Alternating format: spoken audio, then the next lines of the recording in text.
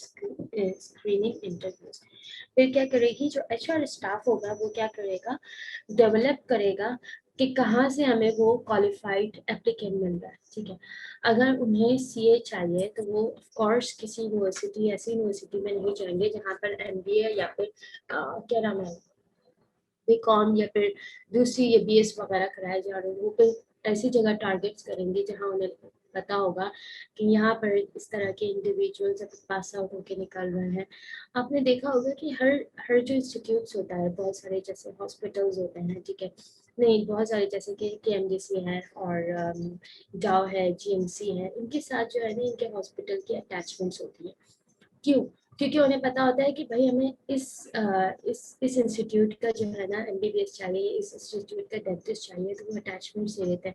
या फिर आपने देखा होगा जैसे सीए के मॉड्यूल्स कंप्लीट कर लो तो कुछ जो है ना कंपनीज के अटैचमेंट्स होते हैं, वो कहते हैं कि आप अपने ये मॉड्यूल्स करने के बाद इस कंपनी में आपकी हायरिंग हो जाएगी।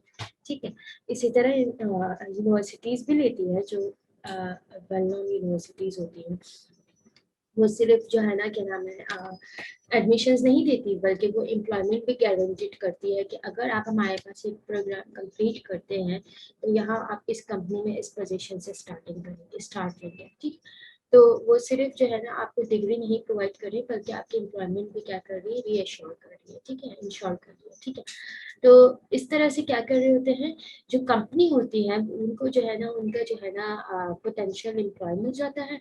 और जो भी इंडिविजुअल होता है वो जो है ना, एक तो जाहिर सी बात है उन्होंने पूरे इस तरह से स्ट्रक्चर बनाया होता है कि वो इतना क्वालिफाइड उसे बना देते हैं या उसके स्किल्स इतने ब्लूम कर देते हैं कि वो उस फर्म के लिए क्या होता है, एलिजिबल होता है। सही।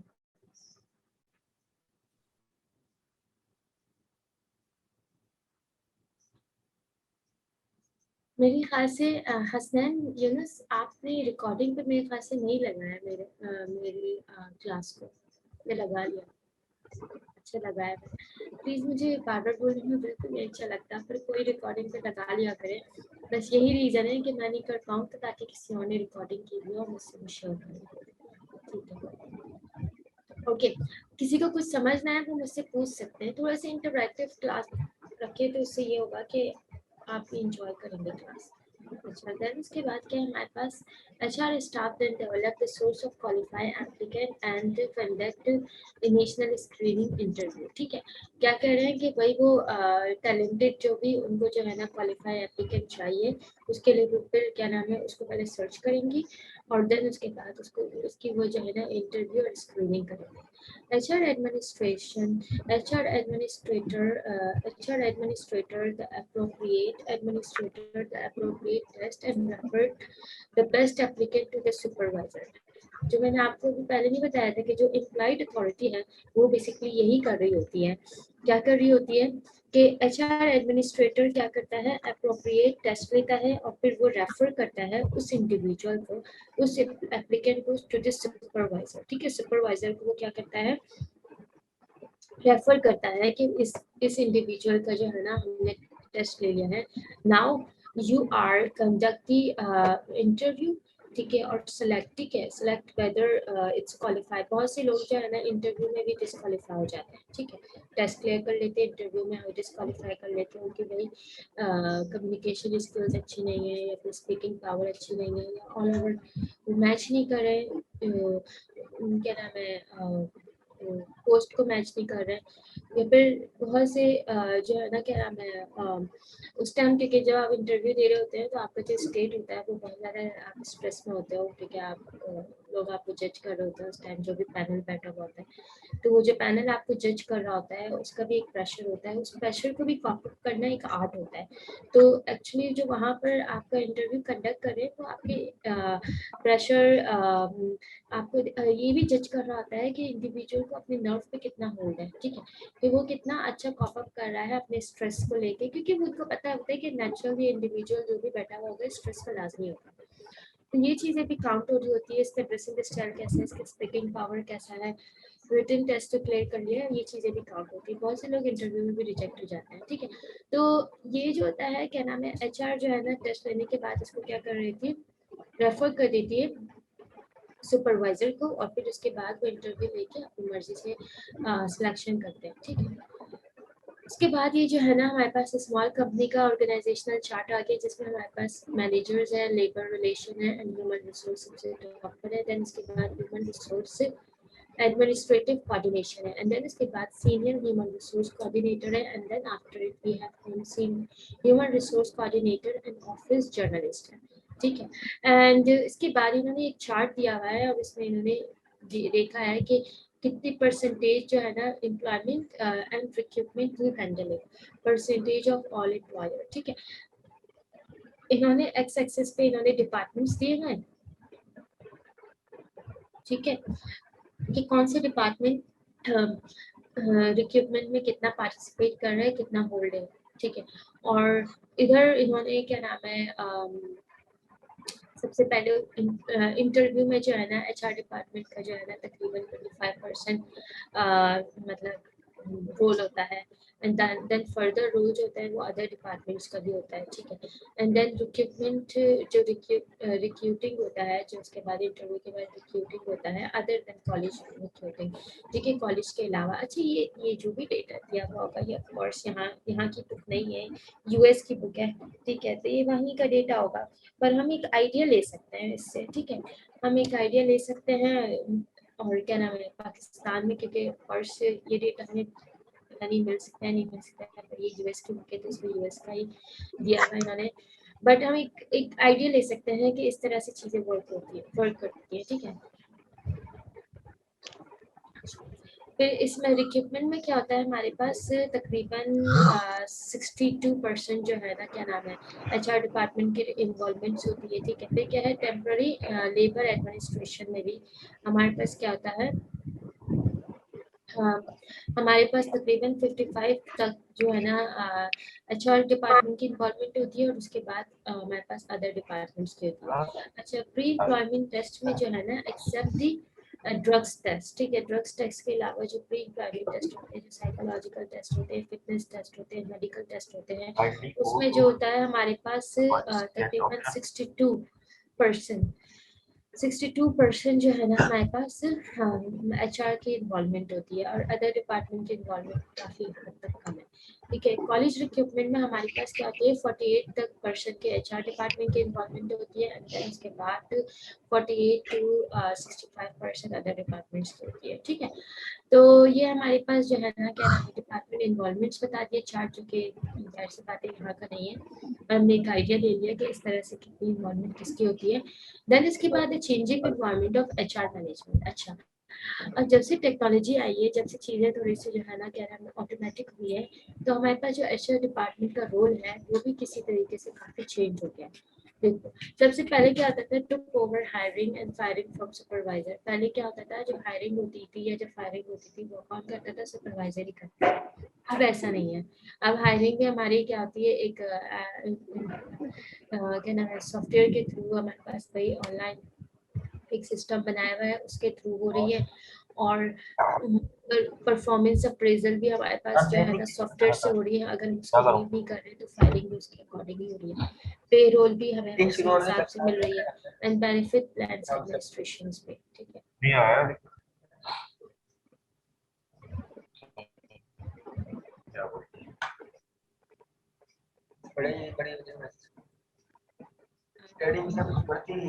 Where is the past participant? तो पार्टिसिपेंट तो मैं पार्टिसिपेंट पे चली गई हूँ। Can you tell me your name, आपका नाम क्या है?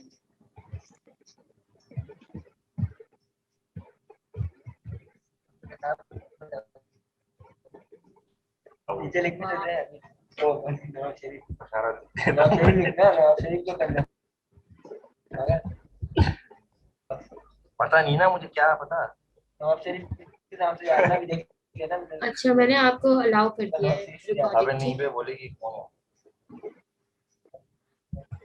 नवाब नवाब आप ही है मेरे ख्याल से, मैंने आपको रिकॉर्ड करने के लिए परमिशन दे दी है, ठीक है, सही है,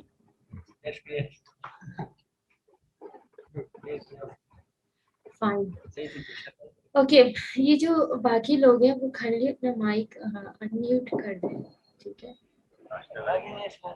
म्यूट कर दे, बल्कि अनम्यूट बोल रही हूँ मैं, म्यूट कर दे। बहुत शोर आ रहा है, आप लोग अगर बातें कर रहे हैं तो हम डिस्टर्ब हो रहे हैं यहाँ पे।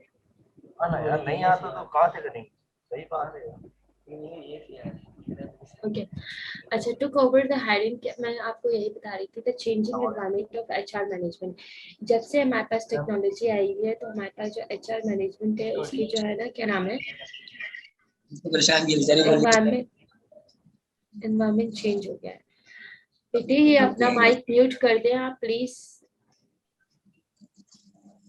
डिस्टरबेंस हो रही है ना आपके, आपकी वजह से।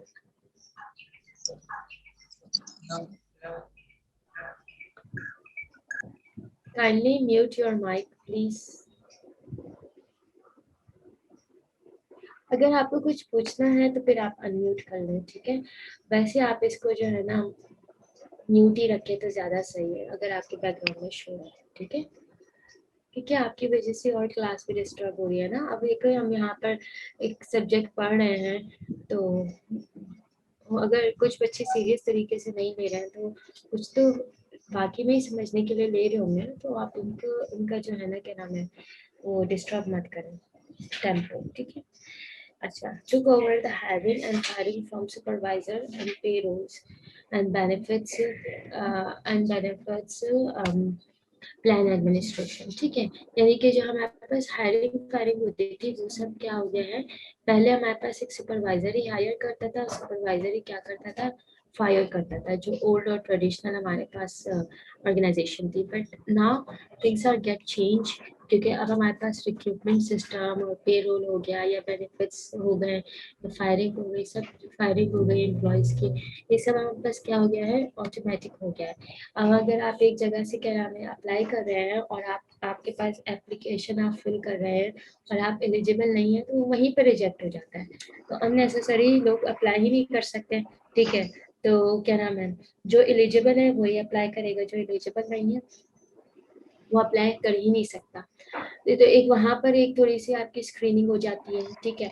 अगर कोई लोग कोई भी इंडिविजुअल फेक इंफॉर्मेशन डालता भी है, ठीक है, जैसे मैंने अभी ये लास्ट टाइम न्यूज़पेपर में इसमें पढ़ा जूम था। डाउनलोड करो भी अब्बू चले जाएंगे। जैसे कि कोई भी इंडिविजुअल अगर फेक न्यूज़ क्यों डाउनलोड, नहीं हो सकता एक्सक्यूज मी, आप प्लीज अपना माइक या इसमें ऑफ कर दें प्लीज। नहीं आ रही भाई, अभी 12 बजे क्लास है एक और। काइंडली आप अपना माइक ऑफ कर दें प्लीज।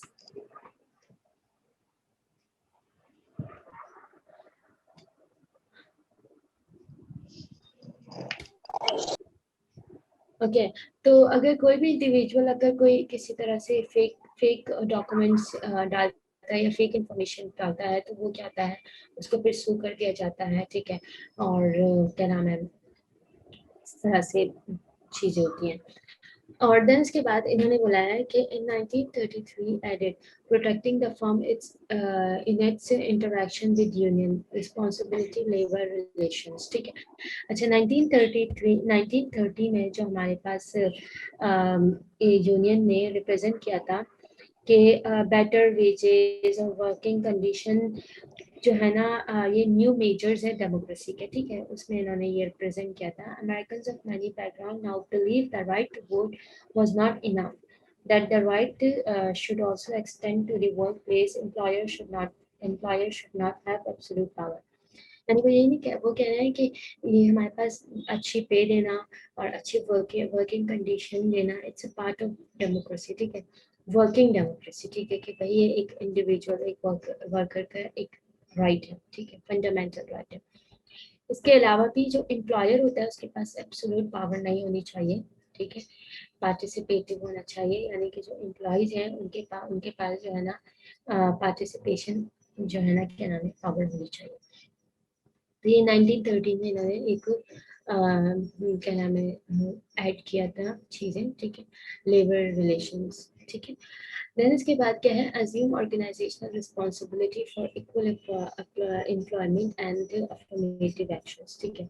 और ये क्या क्या क्या चेंज हो रहा है कि organisational responsibility for equal employment, यानी कि इक्वल एम्प्लॉयमेंट जो है ना होनी चाहिए। And affirmative action, affirmative action में क्या है, and action and active efforts to improve the employment और educational opportunity of member of minority group and womens. ठीक है, अफर्मेटिव एक्शंस होने चाहिए कि भाई अगर कोई भी ऑर्गेनाइजेशन है वहाँ पर कोटा होना चाहिए किनका, माइनॉरिटीज का भी। अगर हमारी कंट्री में जो है ना क्रिश्चियंस रह रहे हैं, हिंदू रह रहे हैं, ठीक है, और क्या नाम है और भी बहुत सारी माइनॉरिटीज रह रही हैं, तो उनका भी कोटा होना चाहिए, उनको भी अपॉर्चुनिटी मिलनी चाहिए अगर वो एलिजिबल है पोस्ट के लिए। ठीक है, और उसके अलावा क्या है, वुमेन्स को भी प्रमोट करना चाहिए।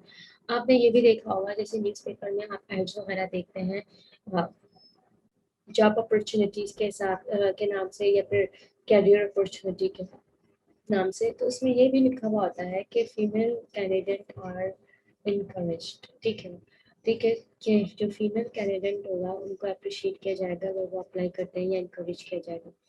तो वो इसलिए इस तरह से चीज़ें होती हैं कि दे आर क्या नाम है प्रैक्टिसिंग द इक्वल अपॉर्चुनिटी, कि भाई हम सिर्फ मेल को नहीं अपॉर्चुनिटी दे रहे हैं बल्कि हम फीमेल्स की पार्टिसिपेशन को भी अप्रिशिएट कर रहे हैं। हम चाहते हैं कि फीमेल्स भी पार्टिसिपेट करें इस सिस्टम में। ठीक है, तो this is what the HR change after the technology and evaluation आने के बाद। Now we have और भी बहुत सारे फैक्टर्स क्या नाम है जिनकी वजह से जो है ना HR एनवायरनमेंट चेंज हुआ है, जिसमें हमारे पास ग्लोबलाइजेशन आ गया। ग्लोबलाइजेशन क्या है बेसिकली कि भाई बहुत सारे हमारे पास जो मतलब ऑर्गेनाइजेशन है वो फिर अब लोकल लेवल पे नहीं है, ग्लोबल लेवल पे भी है। इम्पोर्ट एक्सपोर्ट हो रही है, बाहर से लोग आ रहे हैं, हमारे कंट्री से लोग जा रहे हैं या बाहर हमारी कंपनी सेटअप हो रही है। अगर एक ब्रांच यहाँ खुली हुई बाहर खुली हुई तो globalisation is also impacting the HR practices. ठीक है, टेक्नोलॉजिकल एडवांसेस, ठीक है, टेक्नोलॉजिकल एडवांसेस ने बहुत ज़्यादा चीज़ें जो है ना कन्वीनियंट भी कर दी, चेंज भी कर दिया। HR का आधा काम तो अब ख़त्म ही हो गया है, वो अब सॉफ्टवेयर के थ्रू ही किया जा रहा है। पेरोल सॉफ्टवेयर में, परफॉर्मेंस अप्रेजल सॉफ्टवेयर में, हायरिंग रिक्रूटमेंट सब जो है ना सॉफ्टवेयर के थ्रू है। तो HR की जॉब्स अब काफ़ी हद तक श्रंक हो गई हैं क्योंकि ज़्यादा काम जो है ना वो इंटेलिजेंस और बिग डेटा और क्या नाम है टेक्नोलॉजीज के थ्रू अब हो रही है। ठीक है, एक्सपोर्टिंग जॉब, ठीक है, जॉब एक्सपोर्ट हो रही है। ठीक है, and the nature of work change हो रहा है। अब इन्वायरमेंट वैसा नहीं रहा जैसे पहले होता था। पहले हमारे पास चेंज एक टाइम बाद आता था, अब चेंज डे डे के हिसाब से आता है। वर्क फोर्स डेमोग्राफिक्स, ठीक है, जो वर्क फोर्स डेमोग्राफिक है, डिफरेंट एरिया से डिफरेंट रीजन से लोग उठ के आ रहे हैं, डिफरेंट बैकग्राउंड से, तो उसका भी बड़ा इम्पैक्ट होता है। अच्छा, अब जैसे अभी आप कोविड का ही देख लें, कोविड ने क्या किया है, आपका जो है ना पूरा work nature of work he change कर दिया। अभी वैक्सीन आई है पर the vaccine is not working properly, तो अब SOPs पे अभी भी क्या नाम है पाबंदी लगाई हुई है कि उसको अभी भी नहीं छोड़ना, क्योंकि वैक्सीन की कोई श्योरिटी नहीं है कि वो इफेक्टिव वर्क करेगी या नहीं करेगी। तो ये सब चीजें हैं कि अब हमारा way of working he change हो गया है, चीजें चेंज हो गई हैं। अच्छा, एम्प्लॉयमेंट एक्सेल ठीक है, ठीक है, projected loss of job and wages. ठीक है, असल में ये लोग इन्होंने एक ग्राफ दिखाया है कि हमारे पास कितने सारे लोग जो है ना जॉब छोड़ के जा रहे हैं। ठीक है, और क्या नाम है उसमें इन्होंने एक बताया है कि कितनी जॉब्स ऑफशोर जा रही हैं, यानी कि बाहर जा रही हैं US से। US का डेटा है, ठीक है, पाकिस्तान का नहीं है, पर ऑफ कोर्स पाकिस्तान में भी ये चीज़ प्रैक्टिस करती है। आपने देखा होगा बहुत से लोग जो है ना पढ़ने के बाद ये कनाडा जा रहे हैं या ऑस्ट्रेलिया जा रहे हैं, दुबई जा रहे हैं, सऊदी जा रहे हैं, सऊदी अरब जा रहे हैं, तो यहाँ से भी जॉब जो है ना ऑफशोर चली जाती हैं। And wages of loss US jobs in billion, ठीक है, और कितने जो है ना वेजेस लॉस की हैं। ठीक है, तो रेड जो डॉट है वो हमारे पास वेज लॉस बता रहा है, और जो हमारे पास ग्रीन बार है बेसिकली वो हमारे पास जॉब्स बता रहा है कि जॉब्स कितनी ऑफशोर जा रही हैं। अच्छा, 2015 तक का डेटा दिया, 2015 तक का इन्होंने वो तकरीबन 125 तक डॉलर तक की जॉब जो है ना ऑफशोर जा चुकी है, बाहर जा चुकी है। सही, देन उसके बाद हमारे पास क्या है, मेजरिंग ह्यूमन रिसोर्स कंट्रीब्यूशन। अच्छा, अब ये स्ट्रेटजी की बात आ गई है। अब अगर आप में से कोई मुझे पहले बताए कि स्ट्रेटजी होता क्या है, आपके नजर में क्या होता है स्ट्रेटजी?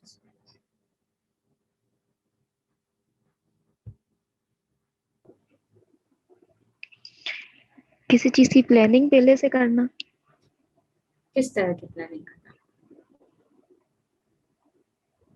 देखिए प्लानिंग तो लॉन्ग बहुत तरह से, बहुत तरह की होती है ना। अब किस तरह की प्लानिंग करना? मीन्स के कुछ जो काम लॉन्ग हम टर्म। शुरू करने। अच्छा, लॉन्ग टर्म, भाई लॉन्ग टर्म में भी बहुत तरह की प्लानिंग्स होती हैं। नेचर ऑफ प्लानिंग बताए ना आप मुझे, किस तरह की प्लानिंग की आप बात कर रहे हैं?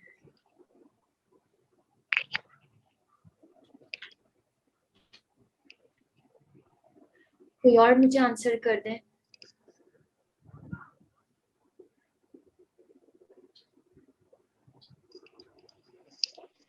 प्लीज मुझे आंसर कर दिया करें, बहुत ज्यादा बस मैं ही बोलती रहूँ, मैं ही बोलती रहूँ, इस तरह तो इतनी बोरिंग हो जाएगी क्लास।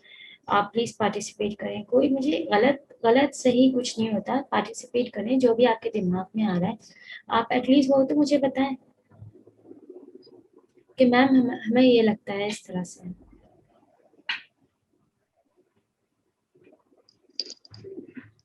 स्ट्रेटजी तो यही मतलब कि जो भी हम काम शुरू करें उससे पहले जो प्लानिंग होती है, जो माइंड में प्लान बनाया होता है, उसी को स्ट्रेटजी कहते हैं। मिस स्ट्रेटेजी हमारे पास वो होती है कि अगर हमारे ऑर्गेनाइजेशन में कहीं कोई खामी है, कहीं कोई खराबी है, उसी खामी और खराबी को देखकर जो हम प्लानिंग करते हैं उसे स्ट्रेटेजी कहते हैं। ज्यादा रेलिवेंट आंसर दिया। आपका नाम क्या है?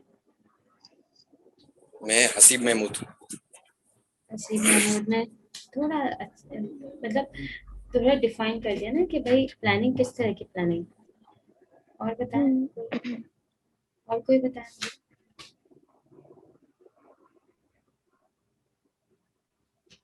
और कोई भी बता दें। ऑर्गेनाइजेशन जो अपने गोल्स को अचीव करने के लिए कोई भी मेथड्स वगैरह यूज करेगी तो वो स्ट्रेटजी होगी।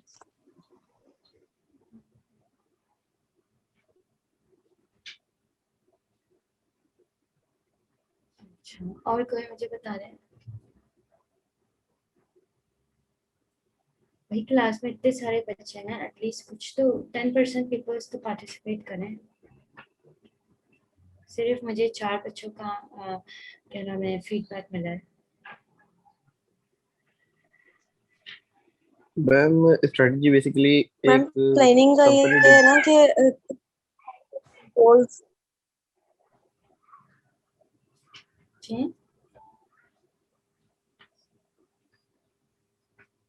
बोले बोले आप, अभी कोई बोलना चाह रहा था।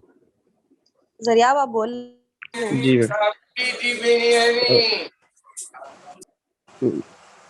मैम स्ट्रेटजी बेसिकली मतलब एक कंपनी अपनी पॉलिसीज बनाती है, कुछ प्रोटोकॉल्स बनाती है, कोई एक पर्टिकुलर टास्क, एक पर्टिकुलर टारगेट को अचीव करने के लिए उसकी वे ऑफ वर्किंग डिजाइन करती है।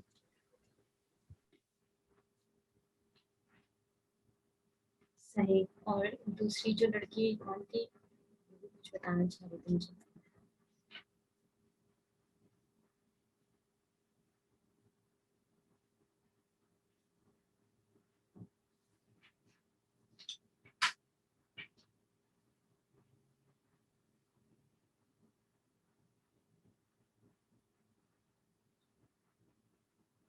कोई और भी मुझे फीडबैक दे दे।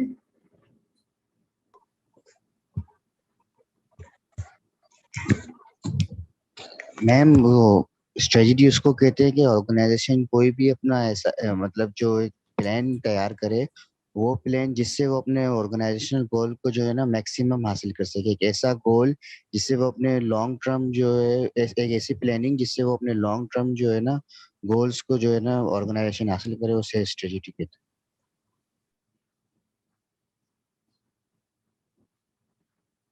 और कोई बताएगा मुझे? ये जो एक बच्चे ने बताया था ना कि खूबियां एंड खामियां, I mean ma'am process of making plans. Process of making.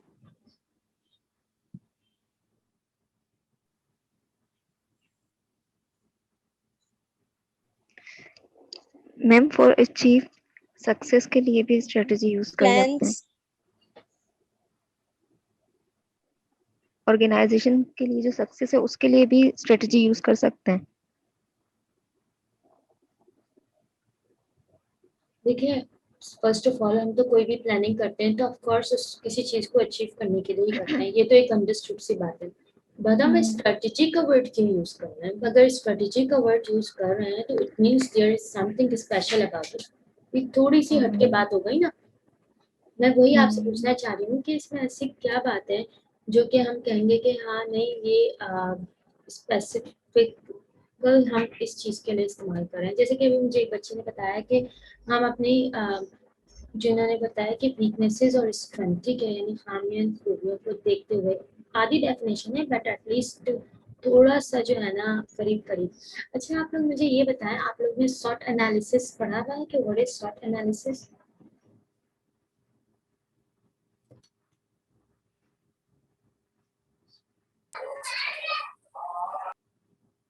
बताएं, मुझे बताएं कि सॉट एनालिसिस पढ़ा हुआ है? नहीं नहीं कि ऐसे कैसे हो सकता है? आप लोग माशाल्लाह 5th सेमेस्टर में हो और सॉट एनालिसिस नहीं पढ़ा हुआ? हो सकता है आपके जहन से शायद पढ़ा निकल होगा गया तो हो, निकल पढ़ा गया हुआ। होगा दिमाग से। हाँ, ये हो सकता है क्योंकि सॉट एनालिसिस बड़ी बेसिक सी वो है, मैनेजमेंट में है, मार्केटिंग में है और पढ़ाया जाता है ये लाजमी। अच्छा, हमारे पास सॉट एनालिसिस में जो है ना, अच्छा कॉम्पिटिटिव एडवांटेज पता है कि क्या होता है कॉम्पिटिटिव एडवांटेज? Yes ma'am. क्या होता है बताएं आप मुझे। जी मैम, मतलब कि एक एनवायरनमेंट चल रही है उसमें, मतलब एक कंपटीशन चल रहा है, उसके अंदर आपको क्या एडवांटेज मिल रहा है आपके कॉम्पिटिटर्स है, तो वो कॉम्पिटिटिव एडवांटेज है। मे बी मतलब प्राइस का कुछ आपको मिल जाए फेवर, जिससे आप मार्केट कैप्चर कर सके, कोई अगले का वीक पॉइंट जो आपका प्लस पॉइंट बन सके।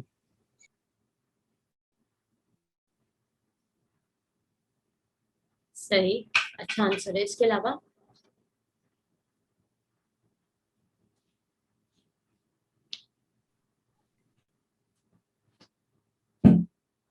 और भी कोई मुझे बता दे कॉम्पिटिटिव एडवांटेज क्या होता है?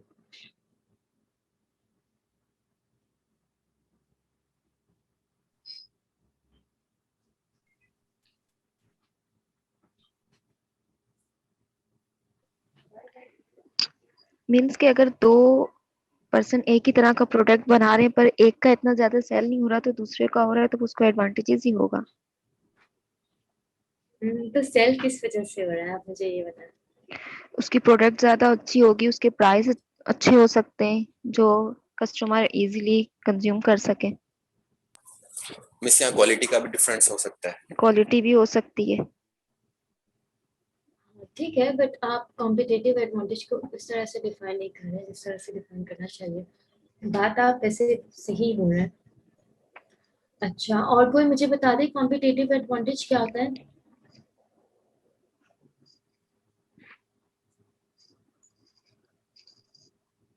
एग्जाम्पल के साथ बताएं ना आप मुझे।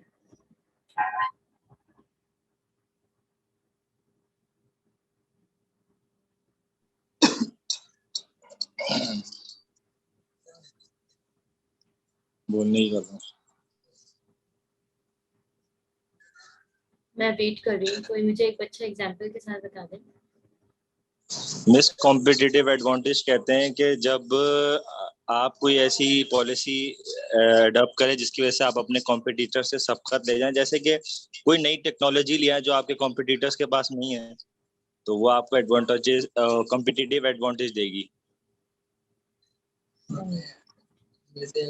एग्जाम्पल देना आप मुझे इसकी।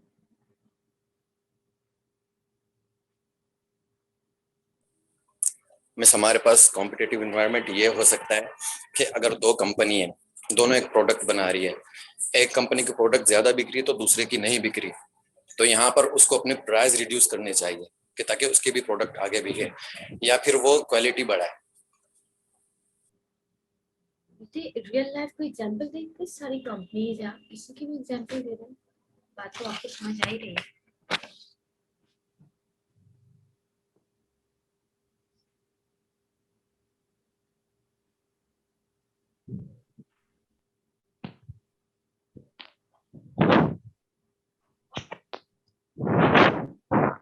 कोई मुझे रियल लाइफ एग्जांपल दे दे, किसी भी प्रोडक्ट को ले लें, यूनिलीवर का कोई प्रोडक्ट ले लें या किसी का मैम भी। जैसे कि वो पेप्सी और कोका कोला, पेप्सी को कॉम्पिटिटिव एडवांटेज हासिल है पाकिस्तान में। किस तरह से उन्हें कॉम्पिटिटिव एडवांटेज हासिल है बताएं। मैम क्योंकि पेप्सी की सेल ज्यादा है, कॉम्पिटिटिव एडवांटेज उस हिसाब से ज्यादा है कि दोनों की सेम प्रोडक्ट है, जिसकी प्रॉफिट ज्यादा होगी तो उसकी कॉम्पिटिटिव एडवांटेज ज्यादा होगी। क्योंकि पाकिस्तान में पेप्सी के एडवर्टाइजमेंट इवेंट्स बहुत ज्यादा हैं, तो कोका कोला की सेल इस वजह से कम है। अच्छा, तो आप ये कहेंगे कि कोका कोला पेप्सी को पाकिस्तान में एडवांटेज है। Yes ma'am. सही। अमित आप आ तो रहे हैं, पर मैं आपको अटेंडेंस नहीं दूंगी क्योंकि क्लास की टाइमिंग ऑलरेडी खत्म होने वाली है, तो आप ज्वाइन कर लें। इस तरह से मैंने आपको पहले भी समझाया है कि ये इस तरह से मत किया करें कि क्लास बस खत्म होने वाली हो और आप ज्वाइन कर रहे हैं, ठीक है। अच्छा ठीक है, देखिए स्ट्रेटेजी में दो चीज़ें हैं, एक कॉम्पिटिटिव एडवांटेज है, एक सॉर्ट एनालिसिस है। पहले तो आपको ये पता होना चाहिए, कॉम्पिटिटिव एडवांटेज यही होता है कि आपको कोई भी एडवांटेज हासिल हो अपने कॉम्पिटिटर पे, यानी कि कुछ भी हो सकता है, जैसे कि आपको क्या नाम है इम्तियाज ले लें, ठीक है। इम्तियाज को क्या फ़ायदा है, बाकी जो भी मार्केट्स हैं हमारे पास, और भी बहुत सारी मार्केट्स हैं, मुझे सबके सारों के नाम नहीं पता, बट हैं बहुत सारी। आप लोग जाते होंगे, यूटिलिटी का सामान मिलता होगा, शॉपिंग मिलता होगा, चैज है, लकी वन है, कितने सारे मॉल्स बने हुए हैं ना, पर लोग इम्तियाज पे ज़्यादा जाते हैं। क्यों? क्योंकि ये उनका मशहूर है, उनका कॉम्पिटिटिव एडवांटेज है, उनकी लो कॉस्ट। वहाँ पर ये वो कस्टमर को क्या कर रहे होते हैं कि एक लो कॉस्ट जो है ना क्या नाम है प्रोवाइड कर रहे होते हैं, ठीक है। जैसे हमारे पास इम्तियाज है, इसी तरह बाहर मुल्क में हमारे पास वॉलमार्ट है, ठीक है। वॉलमार्ट क्या प्रॉमिस कर रहा होता है, हमारे पास लो कॉस्ट प्रॉमिस कर रहा होता है एवरीथिंग, ठीक है। अच्छा, अब जैसे हमारे पास बाकी फोन्स वगैरह हैं, ठीक है। एप्पल का कॉम्पिटिटिव एडवांटेज क्या है कि वो हमेशा इनोवेशन एंड क्रिएटिविटी को प्रमोट करती है। अगर क्यू मोबाइल का देख लिया जाए तो उनका कॉम्पिटिटिव एडवांटेज लो प्राइस है, इनफ्लेक्स का भी लो प्राइस है। तो इसी तरह हर प्रोडक्ट अपनी स्ट्रेटजी में कुछ ना कुछ ऐसी चीज़ डालती है कि वो कहते हैं वो अगर जिस सेगमेंट को पहले तो वो डिसाइड करते हैं कि हमें किस सेगमेंट को जो है ना क्या नाम है टारगेट करना है, और फिर इसके बाद हमें उनको क्या हम ऑफर करेंगे कि वो उसे गेन करेंगे। तो ये एक चीज़ हो गई, ये दो एग्जाम्पल मैंने आपको बताती हूँ, वैसे बहुत सारी एग्जाम्पल्स हो सकती हैं क्योंकि हमारे पास डे टू डे प्रोडक्ट में हम बहुत सारे प्रोडक्ट को प्रेफर करते हैं अगेंस्ट द अदर वन। तो उसका रीज़न होता है कि हमारे दिमाग में एक बात होती है कि नहीं ये चीज़ें लोग ऑफर कर रहे हैं और ये चीज़ें ऑफर नहीं कर रहे, ठीक है। अच्छा, इसके बारे में सॉर्ट एनालिसिस में हमारे पास 4 चीज़ें आती हैं, जिसमें हमारे पास एक इंटरनल एनवायरनमेंट होता है, जिसमें हमारे पास स्ट्रेंथ एंड वीकनेसेस आती हैं, और एक्सटर्नल में हमारे पास थ्रेट एंड अपॉर्चुनिटीज आती हैं। मैं आपको पहले भी बताया है कि आप जब भी मेरी क्लास लिया करें, आपके पास नोट पैड और एक पेंसिल रख लिया करें और पॉइंट्स नोट डाउन कर लिया करें, आपके लिए अच्छा रहेगा। आप फिर जब बाद में पेपर्स के लिए प्रिपेयर्ड होंगे तो उसमें ये होगा कि आपके दिमाग में होगा कि भाई मैंने लेक्चर लिया था और ये पॉइंट्स अपने हाथ से लिखे हुए होते हैं ना, तो वो मेमोराइज्ड हो जाता है, तो अच्छा रहेगा आप लोग के लिए। जैसे मैं अभी आपको आगे तो हम डिस्कस करेंगे सॉर्ट एनालिसिस को, पर अगर अभी आप इसको लिख लेंगे तो आपके एक प्रोसेस हो जाती है चीज़, जैसे आपके सारे सेंसेस से गुजर जाती है। I mean you see the things, you right the things, और आप उसे प्रोसेस कर लेते हैं तो आपको मेमोराइज हो जाती है।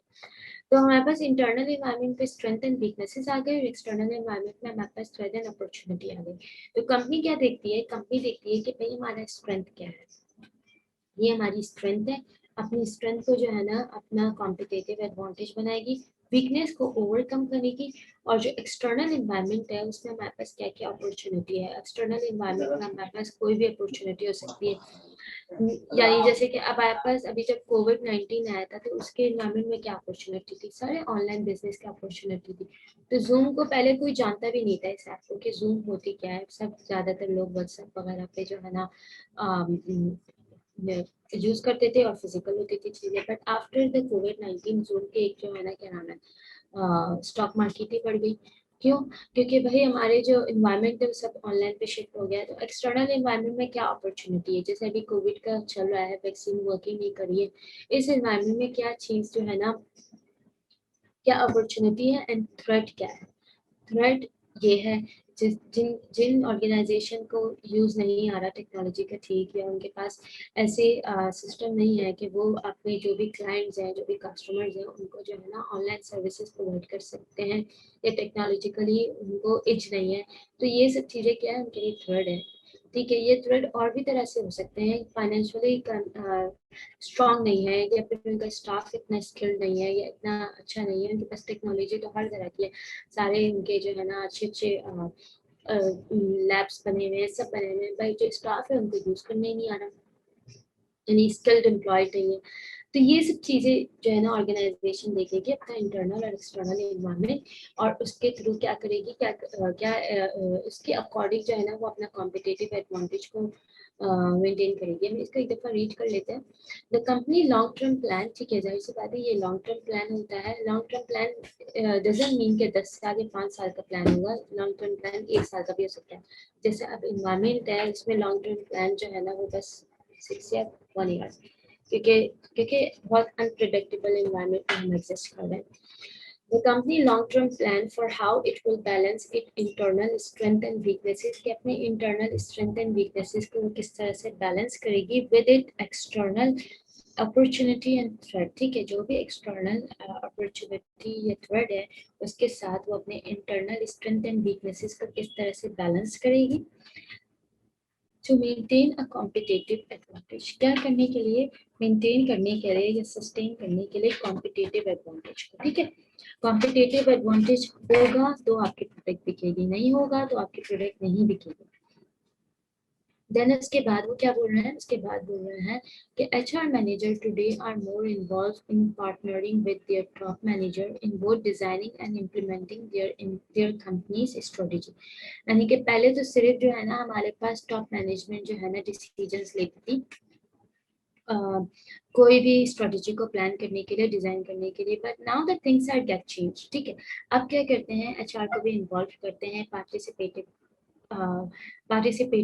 और इनोवेशन और क्रिएटिविटी को जो है ना इंकरेज किया जाता है, क्योंकि यू डोंट नो कि किसके पास कितना अच्छा आइडिया है, जब तक कि until unless you welcome the feedbacks or take the feedbacks और participative environment नहीं होगा।